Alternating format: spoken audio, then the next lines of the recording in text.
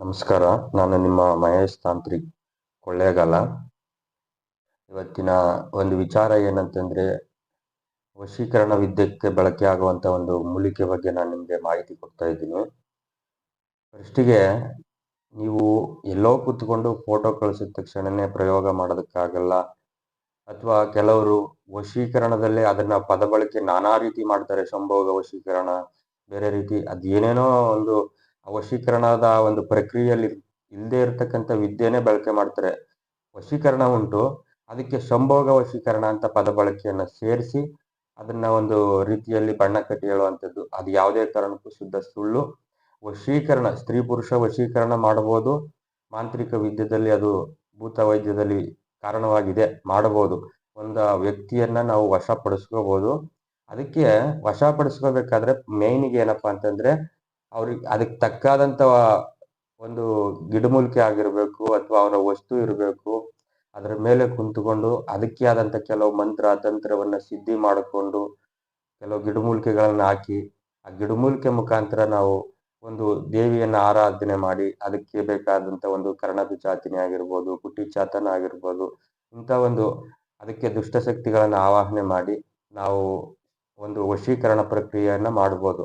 ಅದನ್ನ ಬಿಟ್ಬಿಟ್ಟು ಬೇರೆ ಯಾವ್ದಾವುದೋ ರೀತಿಯಲ್ಲಿ ತಪ್ಪು ಮಾಹಿತಿ ಕೊಡೋದು, ಸಂಭೋಗ ವಶೀಕರಣ ಅಂತ ಹೇಳೋದು, ಅದಕ್ಕೆ ಅದು ಪದ ಬಳಕೆ ಅಂತಕ್ಕಂಥದ್ದೇ ನಾನು ಅದು ಚಾನ್ಸೇ ಇಲ್ಲ. ಯಾಕಂತಂದ್ರೆ ವಶೀಕರಣ ಉಂಟು, ವಶೀಕರಣ ಆದ್ಮೇಲೆ ಅದ್ ಮುಂದೆ ಏನ್ ನಡಿಬೇಕು ಅದ್ ನಡೆದೇ ನಡೀತದೆ.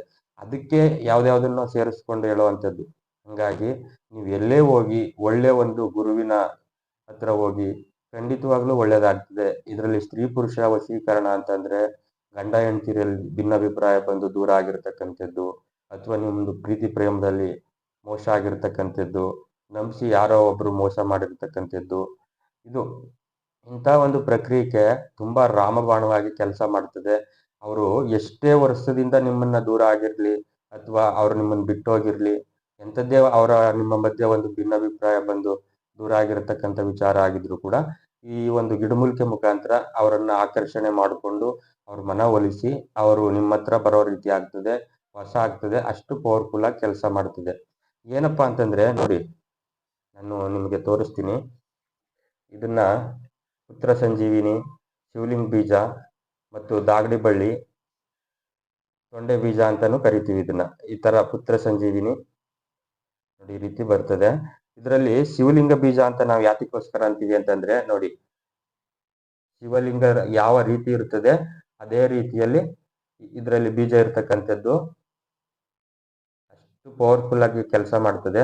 ನೋಡಿ, ಶಿವಲಿಂಗದ ಒಂದು ಲಿಂಗ ಯಾವ ರೀತಿ ಇರ್ತದೆ ನೋಡಿ, ಲಿಂಗದ ಸ್ವರೂಪವಾಗಿ ಇರ್ತಕ್ಕಂಥ ಒಂದು ಬೀಜ ಇದು. ಅಷ್ಟು ಪವರ್ಫುಲ್ ಆಗಿ ಕೆಲಸ ಮಾಡ್ತಕ್ಕಂಥದ್ದು ನೋಡಿ ಇಲ್ಲಿ. ಅದಕ್ಕೋಸ್ಕರನೇ ಇದನ್ನ ದಾಗಡಿ ಬಳ್ಳಿ ಮತ್ತು ಶಿವಲಿಂಗ ಬೀಜ, ಪುತ್ರ ಸಂಜೀವಿನಿ, ಮಕ್ಕಳಾಗದೇ ಇರತಕ್ಕಂಥವ್ರಿಗೆ ತುಂಬಾ ರಾಮಬಾಣವಾಗಿ ಕೆಲಸ ಮಾಡ್ತದೆ. ಸ್ತ್ರೀ ಪುರುಷ ವಶೀಕರಣಕ್ಕೆ, ಜನ ಆಕರ್ಷಣೆ, ಧನ ಆಕರ್ಷಣೆ ಮಾಡ್ಕೊಳ್ಳೋದಕ್ಕೆ. ಇದು ಪುತ್ರ ಸಂಜೀವಿನಿ ಅಂತ ನಾವು ಏನಕ್ಕೋಸ್ಕರ ಕರಿತೀವಿ ಅಂತಂದ್ರೆ, ಮಕ್ಕಳಾಗದೇ ಇರತಕ್ಕಂಥವ್ರಿಗೆ ಇದು ತುಂಬಾ ಉಪಯೋಗಕ್ಕೆ ಬರ್ತದೆ. ನೋಡಿ,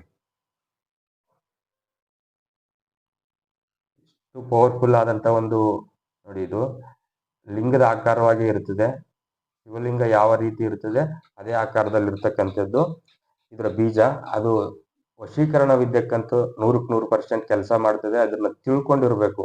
ಇದನ್ನ ನಾವು ಯಾವ ರೀತಿ ಸಿದ್ಧಿ ಮಾಡ್ಕೋಬೇಕು, ಇದ್ರ ಮೂಲಕ ಇದಕ್ಕೆ ಬೇಕಾಗಿರ್ತಕ್ಕಂಥ ಏನು ನಾವು ಈ ಪುತ್ರ ಸಂಜೀವಿನಿ ಆಗಿರ್ಬೋದು, ದಾಗಡಿ ಬಳ್ಳಿ ಅಂತ ಕರಿತೀವಿ, ತೊಂಡೆ ಗಿಡ ಅಂತ ಕರಿತೀವಿ, ಇದು ಎಲ್ಲಾ ಕಡೆ ಸಿಗುತ್ತೆ. ಇದೇನು ಬೇಲಿ ಮೇಲೆ ಸಿಗ್ತಕ್ಕಂಥ ಒಂದು ಗಿಡಮೂಲಿಕೆ ಇದು.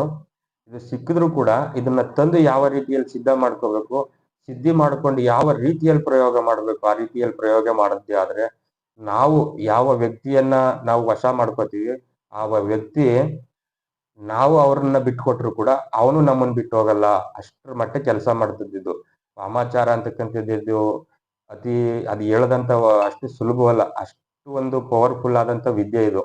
ಇದನ್ನ ಕರೆಕ್ಟ್ ಆಗಿ ತಿಳ್ಕೊಂಡು ಅವರ ವಸ್ತು ಮೇಲೆ ಪ್ರಯೋಗ ಮಾಡಿ ಅವ್ರ ಹೊಟ್ಟೆ ಕೊಟ್ಟದ್ದೇ ಆದ್ರೆ ಅವರು ಎಂತ ಒಂದು ಸಮಯ ಸಂದರ್ಭ ಬಂದ್ರು ಕೂಡ ನಮ್ಮನ್ನ ಬಿಟ್ಟು ಹೋಗೋದಕ್ಕೆ ಚಾನ್ಸೇ ಇಲ್ಲ. ಅಷ್ಟು ಪವರ್ಫುಲ್ ಆಗಿ ಕೆಲಸ ಮಾಡ್ತಕ್ಕಂಥ ವಿದ್ಯೆನೆ ವಶೀಕರಣ. ನಮಸ್ಕಾರ, ಒಳ್ಳೇದಾಗ್ಲಿ.